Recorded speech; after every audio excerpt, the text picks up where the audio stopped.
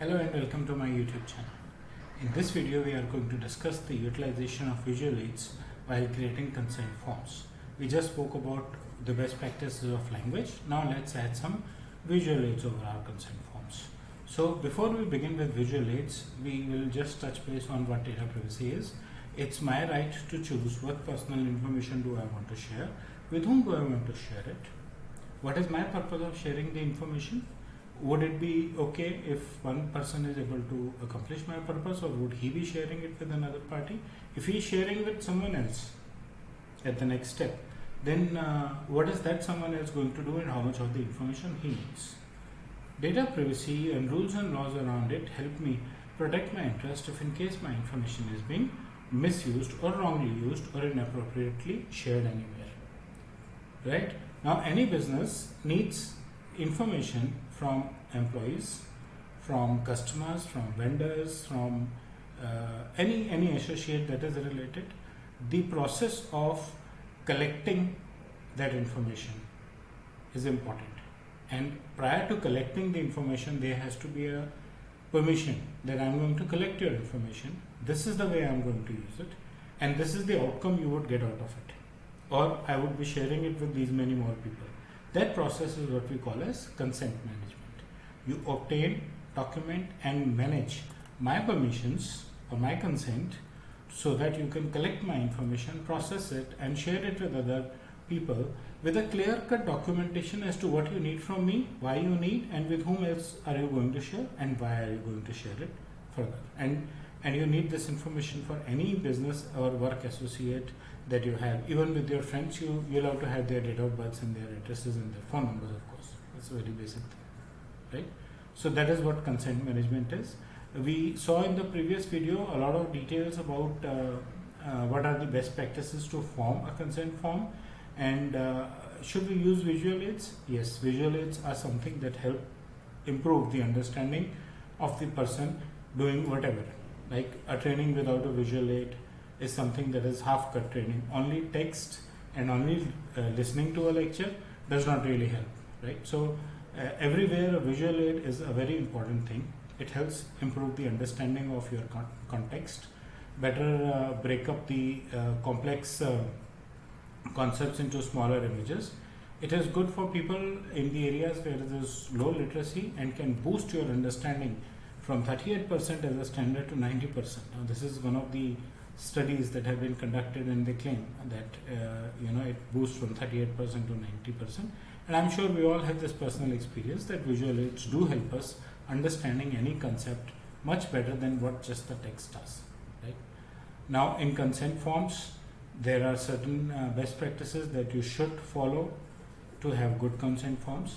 Simple, uncluttered designs. Use text and relatable icons, culturally adaptable text and images. Just understand that the visual aids are going to be more effective in two areas. One, where you have elderly people who need better understanding or quicker understanding than spending time to read the entire document.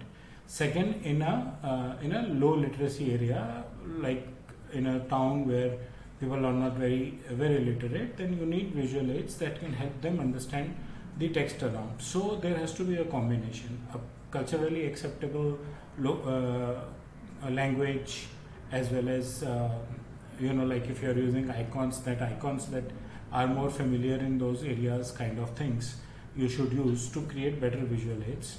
You should test them on your target audience before you finalize them and roll out a production consent form.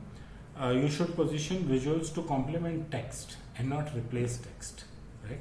So there's a text and there's a visual aid that helps that, and your staff should be trained to use those visual aids very well, right?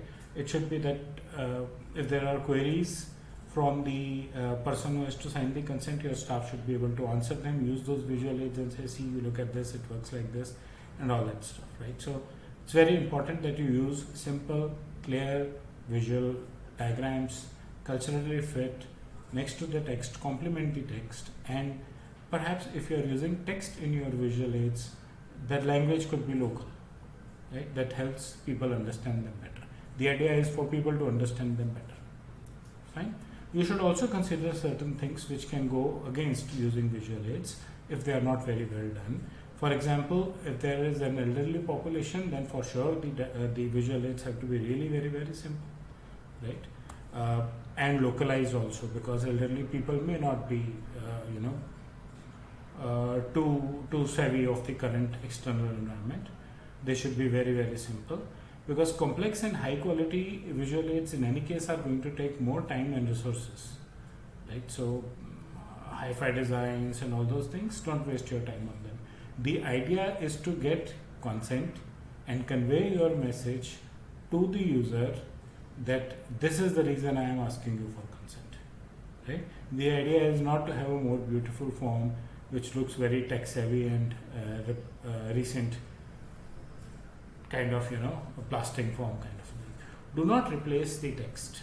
Do not. I mean, you can shorten the text and take help of the visual aid, but don't think that you'll just have a nice infographic and that will explain everything and you don't need anything else to do.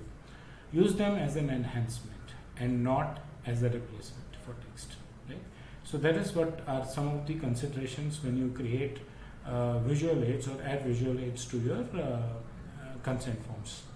That's the basic knowledge that I wanted to share in this YouTube video.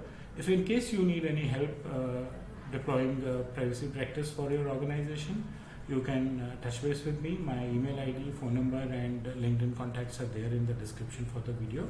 If you like this content, please press the like and bell icon, share it with your friends, send your feedback in the comment section, and we will revert back to you on that and improvise our content, and subscribe to my channel so that you can get more updates on the content that I am publishing for data privacy. Thank you.